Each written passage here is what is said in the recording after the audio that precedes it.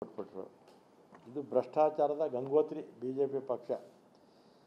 ಶುದ್ಧ ಆಸ್ತರು ಅಂತ ಬಾಬಾ ಹರಿಶ್ಚಂದ್ರ ಥರ ಪ್ರತಿದಿನ ಇವರು ನಮ್ಮ ಮೇಲೆ ಅಪಾದನೆ ಮಾಡೋದ್ರ ಮುಖಾಂತರ ಇವರು ಹರಿಶ್ಚಂದ್ರರು ಅಂತ ಹೇಳ್ಕೊಳ್ತಾರೆ. ಆಮೇಲೆ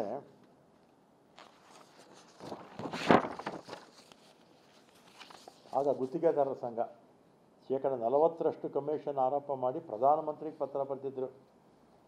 ಈ ಕಮಿಷನ್ ಹಣವನ್ನು ಯಾವ ರಾಜ್ಯಗಳಲ್ಲಿ ಆಗ ಚುನಾವಣೆ ಆಯಿತು ಅವ್ರಿಗೆ ಕಳಿಸಿದ್ರಿ ಅಂತ ಈ 4 ಜನಕ್ಕೆ ಒಂದು ಪ್ರಶ್ನೆ ಕೇಳ್ತೀನಿ.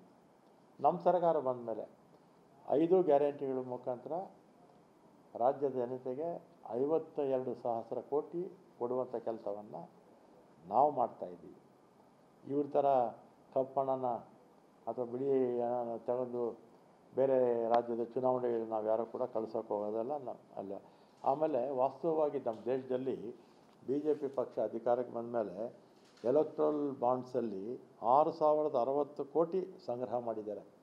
ಅದರಲ್ಲಿ 2,746 ಕೋಟಿ ಇದನ್ನು ಭ್ರಷ್ಟರ ಹಣ ಇದು. ಯಾಕಂದರೆ ಅವ್ರ ಮೇಲೆ ED, IT, CBI ಕೇಸುಗಳಿತ್ತು. ಇಷ್ಟು 2,746 ಕೋಟಿ ಹಣ ತಗೊಂಡು ಅವರಿಗೆಲ್ಲ ಕ್ಲೀನ್ ಚಿಟ್ ಅಂತ ಕೊಟ್ಟಂಥ ಪಾರ್ಟಿ ಇವ್ರದ್ದು. ಇವರಿಗೆ ನಮಗೆ ಪಾಠ ಹೇಳುವಂಥ ನೈತಿಕ ಹಕ್ಕನ್ನು ಈ 4 ಜನ ಮುಖ್ಯಮಂತ್ರಿಗಳು ಅಥವಾ BJP ಪಕ್ಷ ಅಥವಾ ಈಗ ಯಾರ್ಯಾರು ಇವತ್ತು ಈ ವಿಚಾರದಲ್ಲಿ ಮಾತಾಡಿದ್ದಾರೆ, ಅಶೋಕರು ಇರ್ಬೋದು, ನಾರಾಯಣಸ್ವಾಮಿ ಇರ್ಬೋದು, CT ರವಿ ಅವರು ಇರ್ಬೋದು, ಶೋಭಾ ಕರಂದ್ಲಾಜೆ ಅವರು ಇರ್ಬೋದು, ಅಥವಾ ರಾಘವೇಂದ್ರ ಇರ್ಬೋದು, ಇವ್ರು ಯಾರು ಕೂಡ ನೈತಿಕವಾಗಿ ನಿಮಗೆ ನಮ್ಮ ವಿರುದ್ಧ ಮಾತಾಡುವಂಥ ಒಂದು ನೈತಿಕ ಶಕ್ತಿ ನಿಮಗಿಲ್ಲ ಅಂತ ನಾನು ಹೇಳ್ತೀನಿ. ನೀವೇ ಆತ್ಮಾವಲೋಕನ ಮಾಡ್ಕೊಳ್ಳಿ.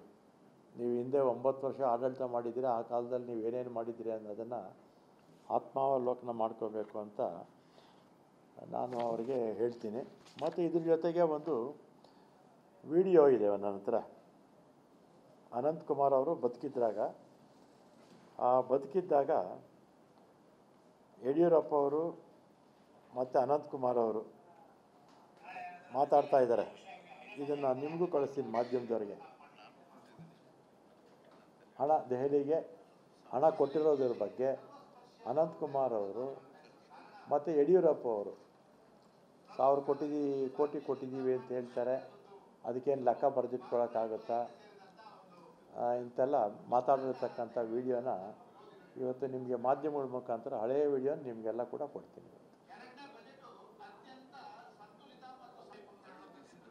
BJP ಪಕ್ಷದಲ್ಲಿ ಯಾವುದೋ ಒಂದು ಕಾರ್ಯಕ್ರಮ ಆಗ್ತಾ ಇರುತ್ತೆ, ಆಗ ಅವರಿಬ್ಬರು ಕೂಡ ಮಾತಾಡ್ತಾ ಇರ್ತಕ್ಕಂಥದ್ದು, ಯಡಿಯೂರಪ್ಪನವರು ಮತ್ತು ಅನಂತಕುಮಾರ್ ಅವರು. ಅಂದರೆ 6-7 ವರ್ಷದ ಹಳೆಯ ಕಥೆ ಇದು. ಇದನ್ನು ಕೂಡ ಕಳಿಸ್ತೀನಿ, ನಿಮಗೆಲ್ಲ ಕಳಿಸ್ತೀನಿ. ಈಗ BJP ಅವರು ಯಾರ್ಯಾರು ಇವತ್ತು ಮಾತಾಡಿದಾರಲ್ಲ, ಬಿಹಾರ ಚುನಾವಣೆಗೆ ಕಾಂಗ್ರೆಸ್ ಪಕ್ಷ ಹಣ ಕಲೆಕ್ಟ್ ಮಾಡಿದೆ ಅಂತ, ಅವರು ಇದಕ್ಕೆ ಉತ್ತರ ಕೊಡಲಿ.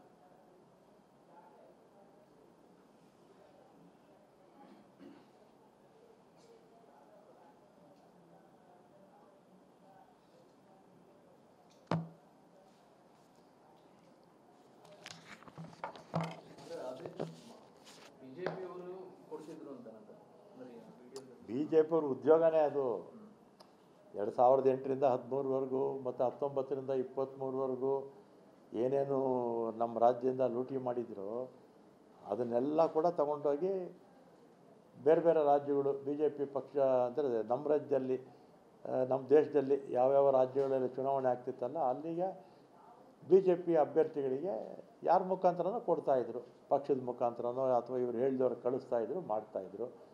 ಇವರು ನಮಗೆ ಬಿಹಾರ ಚುನಾವಣೆಗೆ ಕಲೆಕ್ಷನ್ ಮಾಡ್ತಾರೆ ಅಂತೇಳಿ ನಾಚಿಕೆ ಇಲ್ಲದೆ ಇವರು ಮಾತಾಡ್ತಾರೆ. ಅವರು ಮಾಡಿರ್ತಕ್ಕಂಥದ್ದು ನಿಮಗೆ ನೋಡಿ, ವಿಡಿಯೋನೂ ಕಳಿಸಿದ್ದೀನಿ ಮತ್ತು ಇದಕ್ಕೆ ಉತ್ತರನೂ ಕೊಡಬೇಕು ಅಂತ ನಾವು ಅವ್ರಿಗೆಲ್ಲ ಕೇಳ್ಕೊಳ್ತೀವಿ.